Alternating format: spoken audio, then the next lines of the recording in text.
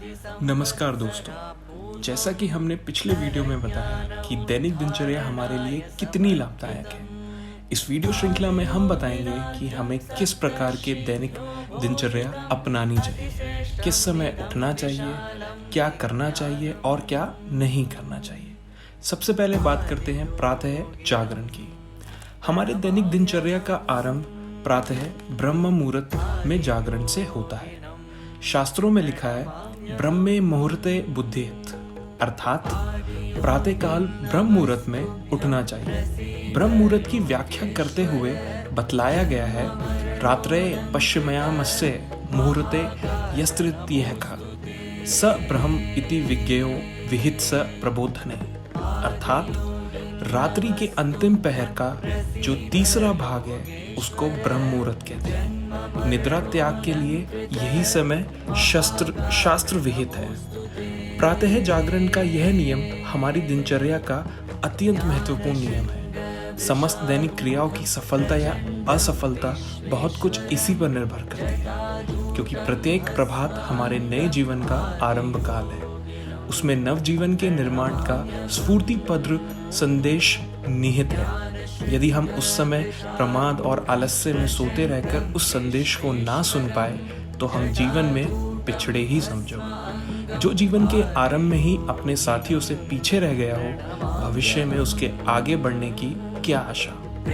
वस्तुतः देखा जाए तो ज्ञात होगा कि हमारा प्रत्येक दैनिक जीवन हमारे 50-100 वर्ष के बेहतर जीवन का ही नहीं, किंतु अरबों खरबों वर्ष के सृष्टि जीवन का संक्षिप्त संस्करण है।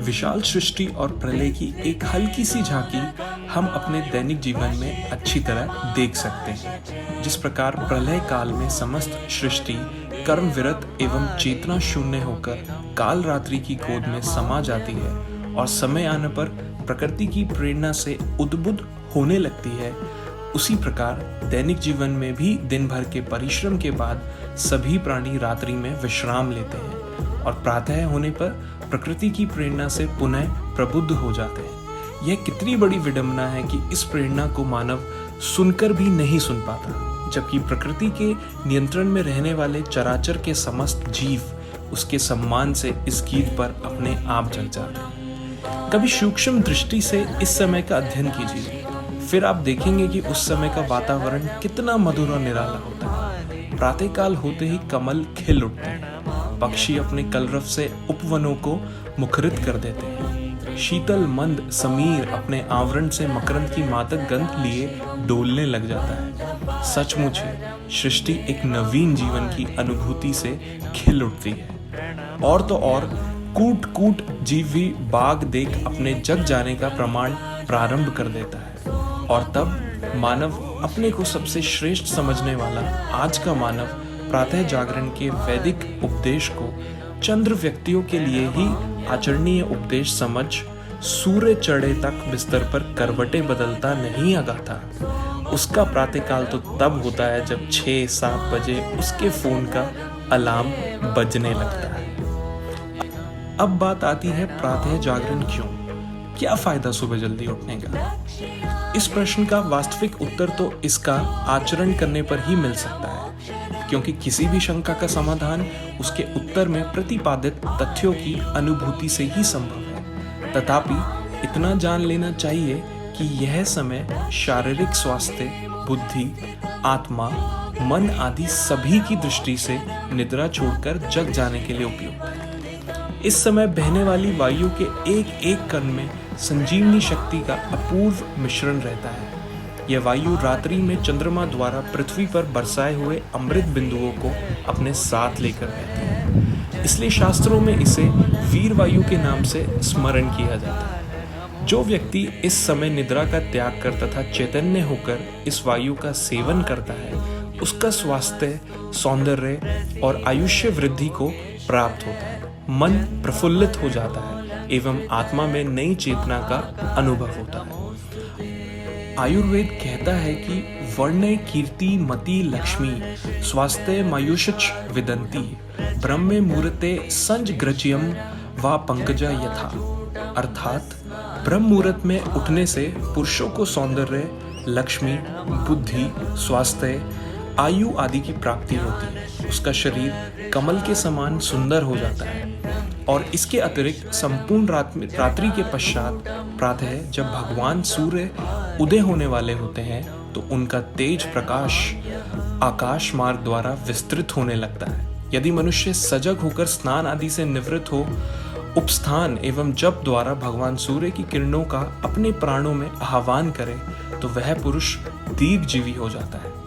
वैज्ञानिक दृष्टि के अनुसार समस्त पृथ्वी में वायु का विवरण इस प्रकार है: ऑक्सीजन 21%, कार्बन डाइऑक्साइड 1%, नाइट्रोजन 78%। विज्ञान के अनुसार संपूर्ण दिन वायु का यही क्रम रहता है, किंतु प्रातः और सायंकाल जब संधि काल होता है उस क्रम में कुछ परिवर्तन होता है। सायंकाल भगवान सूर्य के अस्त हो जाने के बाद से ही ऑक्सीजन अपना स्वाभाविक स्तर से मंद पड़ने लगता है और मनुष्य की प्राण शक्ति भी क्षीण होना शुरू हो जाती है। उन्हें विश्राम की आवश्यकता अनुभव होने लगती है। इसी प्रकार प्रातः काल के सूर्योदय के साथ ही उस वायु के स्तर में वृद्धि होना स्वाभाविक है। इसलिए हम सभी उस समय निद्रा मुक्त होकर मनुष्य वायु का सेवन करें तो उसका स्वास्थ्य बहुत अच्छा हो जाएगा। यह बताने की विशेष आवश्यकता ही नहीं है।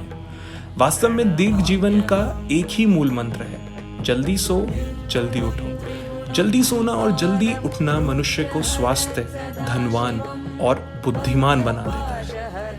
प्रातः जागरण और महानता का पारस्परिक योग्य सभी महान व्यक्ति प्रातः ब्रह्म मुहूर्त में ही उठते हैं और इस नियम पूर्वक प्रतिदिन उठने वाले प्रत्येक व्यक्ति का जीवन शारीरिक और बौद्धिक उन्नति से विलक्षण हो जाता है। इसमें कोई भी संदेह नहीं है। विश्व के कई सफल लोग जैसे Tim Cook, CEO of Apple, Richard Branson, billionaire, Wall Street titan and co-founder and CEO of Sallie L Krawcheck के अनुसार ये लोग जितना अच्छा वह प्रातः उठकर पाते हैं उतना दिन में किसी समय नहीं। ये सभी लोग प्रातः ब्रह्म मुहूर्त में ही उठते हैं।